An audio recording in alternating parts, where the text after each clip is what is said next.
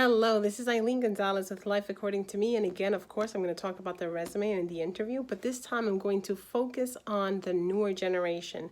And the reason I'm going to do that is because I get to interview a lot of you, and I get to see the differences in generations and how they approach the process and sometimes the do's and don'ts. And right now, I'm going to focus on the don'ts. And if you're an older generation like me, you might want to share this with somebody who's younger, especially if you've got kids at home that you would like to see them eventually move out, and you know that if they keep on applying the way they're applying, they might never leave. But anyway, I hope that this video helps you and helps your kids. But one of the things that I have noticed with the younger generation is that they don't really care about what they do on their resume. They just send in a piece of paper, and if they can put it on a body of an email, they'll do that, and they think it's okay. It's not okay. And if your experiences are limited, which is understandable, you're young, right? You're young. You're probably working in a fast food, or you're a waiter, or in a supermarket. That's okay. If that's all you got, list underneath your jobs everything that you do. Now, if you're a cashier, chances are that from time to time they ask you to stock shelves or help unloading trucks. I don't know, whatever it is that they ask you to do. That does not fall in your job description, but it's a task that from time to time you do. Put it as a bullet point. Show us everything that you're doing, but also make a mention of your customer service skills, of what it is that's important about what you do that makes your job better. Because if you're a cashier, how you're speaking to your clients, how you're interacting with them, even with those tough customers, that goes a long way. Remember, the way a cashier handles difficult clients, that is representing the company itself. So if you have examples of things that you have done that make you a great cashier, use that, show that to us, because it's going to separate you from all the hundreds of resumes that we get of people who don't care to go that extra mile.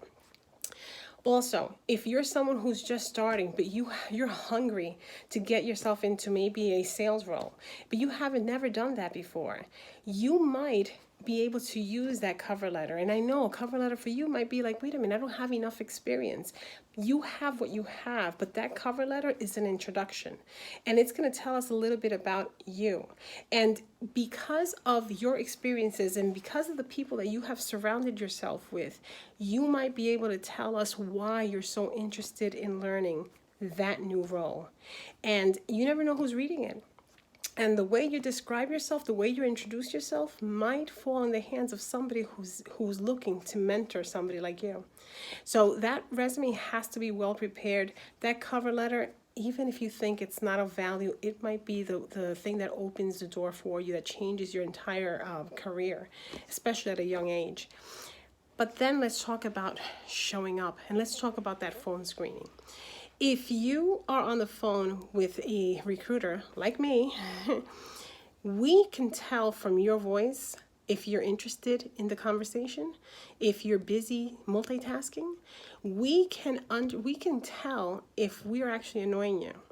And if you are not caring about how you handle yourself in a phone screening, we're not going to pass you on to that next interview.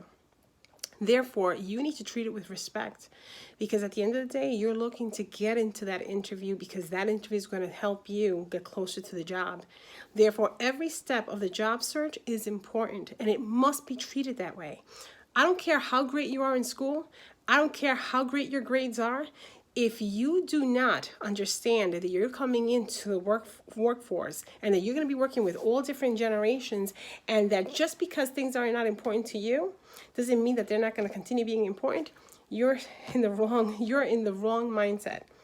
Therefore, you need to start taking this seriously, and you need to understand that you're going to start looking for work and that you're going to start entering adulthood. So prepare yourself with that.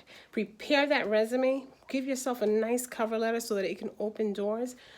But prepare your mind so that you're in the right state of mind when you're doing a phone screening, and even more when you're supposed to show up for an interview. I have so many candidates who either don't show up or never even bother to make a phone call to say I'm running late or I need to reschedule. These are not games. And the thing is that if you don't care about how you introduce yourself to that person who might be your employer, that person might one day relocate to another company, and you might be sitting in front of them and they might be remembering you. Now, do you want them to remember you for being irresponsible, for being inconsiderate? No. I'd rather you say, I'm not interested in the job, than to say nothing at all.